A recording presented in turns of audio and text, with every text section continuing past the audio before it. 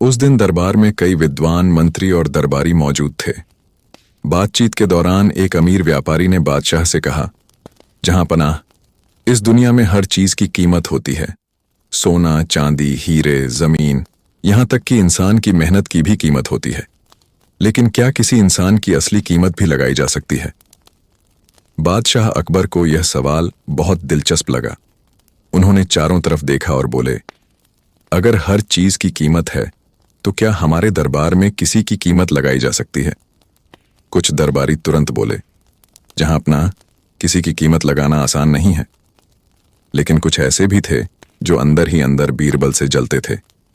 उनमें से एक मंत्री बोला, जहां पनाह, अगर अनुमति हो तो हम बीरबल की कीमत लगा सकते हैं। दरबार में सन्नाटा छा गया। सभी की नजरें बीरबल पर टिक गईं। बीरबल शांत बैठे मुस्कुरा रहे थे, जैसे उन्हें पहले से पता हो कि कुछ ऐसा होने वाला है। अकबर ने उत्सुकता से पूछा, ठीक है, बताओ बीरबल की कीमत क्या है? मंत्री ने चालाकी से कहा, जहां पनाह, बीरबल बहुत बुद्धिमान है, लेकिन हर चीज की एक कीमत होती है। अगर हम इनकी कीमत तय कर दें तो हमें पता चल जाएगा कि इनकी असली अहमियत क्या है। बादशाह अकबर ने बीरबल की तरफ देखा और बोले, बीरबल, क्या तुम तैयार हो? दरबार आज तुम्हारी कीमत तय करेगा। बीरबल ने हल्की सी मुस्कान के साथ सिर झुकाया और बोले, जहां पनाह, अगर आपको ऐसा उचित लगता है तो मुझे कोई आपत्ति नहीं है। बस फिर क्या था, दरबारियों ने चर्चा शुरू कर दी। एक दरबारी बोला, मुझे लगता है बीरबल की कीमत 1000 सोने के सिक्के होनी चाहिए। आखिर ये बादशाह के प्रिय मंत्री हैं। दूसरा दरबारी बोला, नहीं, 1000 सिक्के बहुत ज्यादा हैं। मुझे लगता है इनकी कीमत सिर्फ 500 सोने के सिक्के होनी चाहिए। तीसरा दरबारी बोला, आप लोग गलत सोच रहे हैं। बीरबल की कीमत सोने से नहीं लगाई जा सकती। अगर लगानी ही है तो 10,000 सोने के सिक्के होनी चाहिए। अब दरबार में बहस तेज हो गई। हर कोई अपनी अपनी राय दे रहा था। बादशाह अकबर यह सब बड़े ध्यान से सुन रहे थे, लेकिन उन्हें अभी तक कोई ऐसा जवाब नहीं मिला था जिससे वे संतुष्ट हों। तभी वही मंत्री जो बीरबल से सबसे ज्यादा जलता था खड़ा हुआ और बोला, जहां पनाह, मुझे लगता है बीरबल की कीमत सिर्फ 2 पैसे हैं। ये सुनते ही दरबार में हलचल मच गई। कई दरबारी हैरान रह गए। कुछ लोग हंसी दबाने लगे। अकबर का चेहरा गंभीर हो गया। उन्होंने पूछा, तुम ऐसा क्यों कह रहे हो? मंत्री बोला, जहां पनाह, बीरबल भले ही चतुर हों, लेकिन आखिर ये भी एक इंसान है, और इंसान की कीमत उससे ज्यादा नहीं होती जितनी उसकी औकात हो। मुझे लगता है 2 पैसे ही काफी हैं। अब सबकी नजरें बीरबल पर थीं। क्या बीरबल इस अपमान का जवाब देंगे? लेकिन बीरबल शांत बैठे रहे। उन्होंने धीरे से कहा, जहां पनाह, अगर दरबार ने मेरी कीमत 2 पैसे तय की है तो मुझे इसमें कोई आपत्ति नहीं है। ये सुनकर सब चौंक गए। अकबर ने भी आश्चर्य से पूछा, बीरबल, तुम्हें बुरा नहीं लगा? बीरबल मुस्कुराए और बोले, जहां पनाह, किसी चीज की कीमत वही लगाता है जिसकी समझ जितनी होती है। दरबार में फिर से सन्नाटा छा गया, लेकिन कहानी यहीं खत्म नहीं हुई। उसी शाम एक अजीब घटना घटी जिसने पूरे महल को हिला दिया। दरबार खत्म होने के बाद बादशाह अकबर अपने बगीचे में टहल रहे थे। अचानक एक सैनिक भागता हुआ आया और घबराकर बोला, जहां पनाह, महल के खजाने से कुछ बहुत कीमती चीज गायब हो गई है। अकबर चौंक गए। क्या गायब हुआ है? सैनिक बोला, जहां पनाह, शाही ताज का सबसे बड़ा हीरा। यह सुनते ही अकबर के चेहरे का रंग उड़ गया। वह हीरा सिर्फ एक रत्न नहीं था, बल्कि पूरे साम्राज्य की शान था। अकबर तुरंत दरबार में वापस लौटे और सभी मंत्रियों को बुला लिया।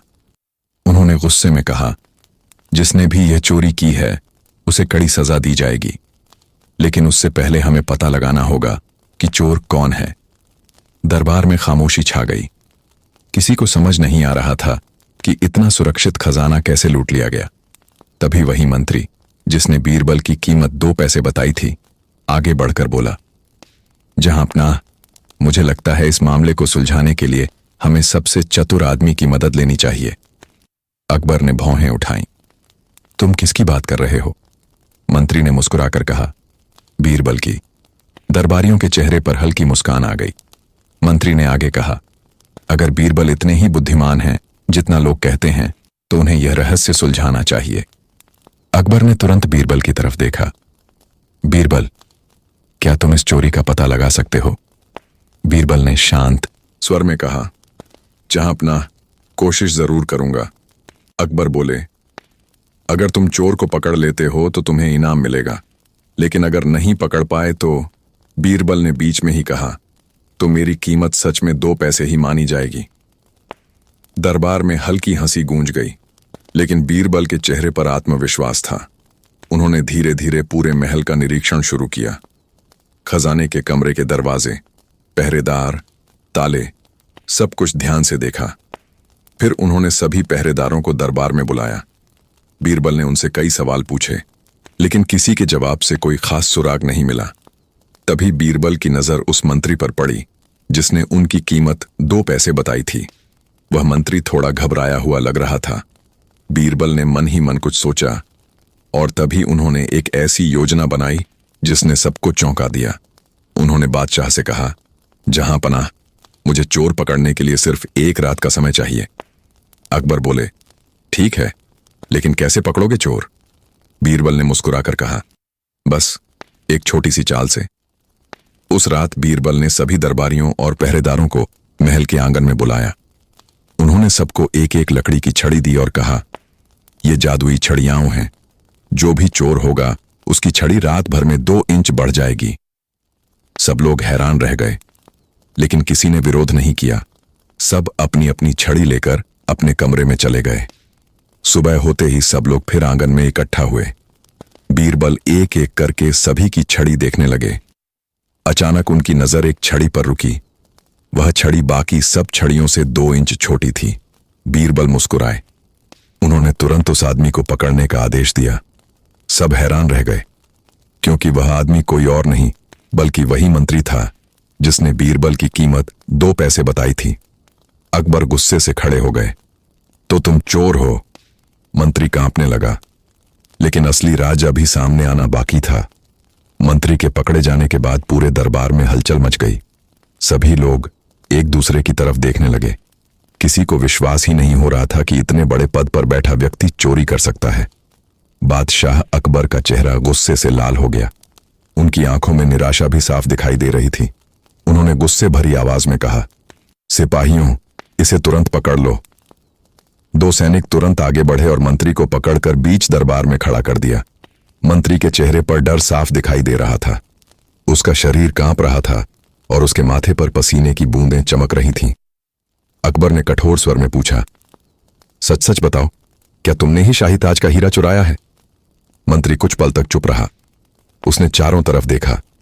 सभी दरबारी उसे घूर रहे थे। उसे समझ आ गया कि अब बचने का कोई रास्ता नहीं है।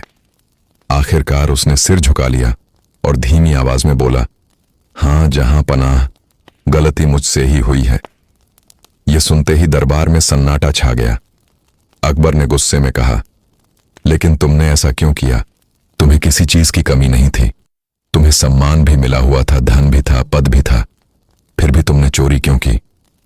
मंत्री ने कांपती आवाज में जवाब दिया, जहां अपना, मैं लालच में आ गया था। उस हीरे की चमक ने मेरी बुद्धि को अंधा कर दिया। अकबर ने गहरी सांस ली।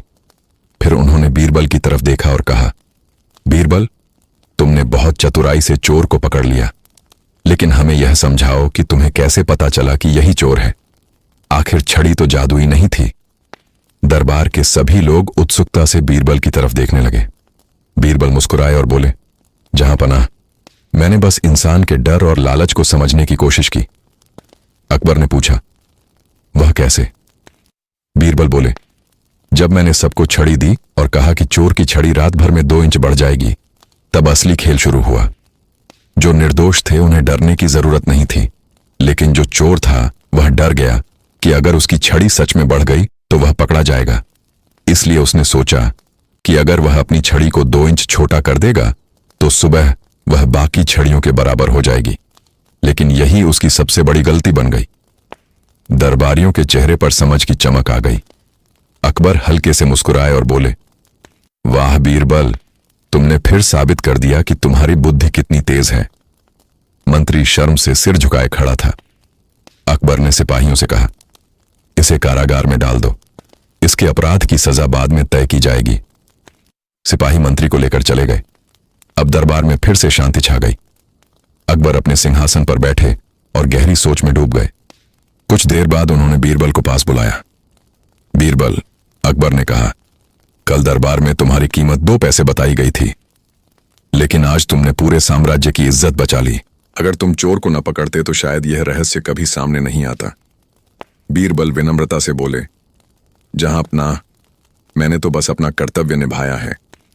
अकबर ने मुस्कुराते हुए कहा, नहीं बीरबल, यह सिर्फ कर्तव्य नहीं था, यह तुम्हारी बुद्धि, धैर्य और समझदारी का परिणाम है। फिर उन्होंने दरबारियों की तरफ देखा और कहा, तुम सबने सुना था कि किसी ने बीरबल की कीमत 2 पैसे बताई थी। अब बताओ, क्या सच में बीरबल की कीमत 2 पैसे है? दरबारियों ने तुरंत सिर झुका लिया। किसी के पास जवाब नहीं था। तभी एक बूढ़े दरबारी ने खड़े होकर कहा, जहां अपना, आज हमें समझ आ गया है कि किसी बुद्धिमान व्यक्ति की कीमत सोने चांदी से नहीं लगाई जा सकती। बीरबल जैसे व्यक्ति अनमोल होते हैं। अकबर ने संतोष से सिर हिलाया। फिर उन्होंने अपने खजांची को बुलाया और कहा, खजाने से 1 लाख सोने के सिक्के लाओ। कुछ ही देर में सैनिक एक बड़ा संदूक लेकर आए। उसमें चमकते हुए सोने के सिक्के भरे हुए थे। अकबर ने वह संदूक बीरबल के सामने रख दिया और कहा, बीरबल, यह इनाम तुम्हारे लिए है। यह तुम्हारी बुद्धि और वफादारी का सम्मान है। बीरबल ने हाथ जोड़कर कहा, जहां अपना, आपकी सेवा करना ही मेरे लिए सबसे बड़ा सम्मान है। मुझे इतने धन की जरूरत नहीं है। अकबर ने मुस्कुराकर कहा, यह सिर्फ धन नहीं है, यह हमारी तरफ से आभार है। बीरबल ने विनम्रता से इनाम स्वीकार कर लिया।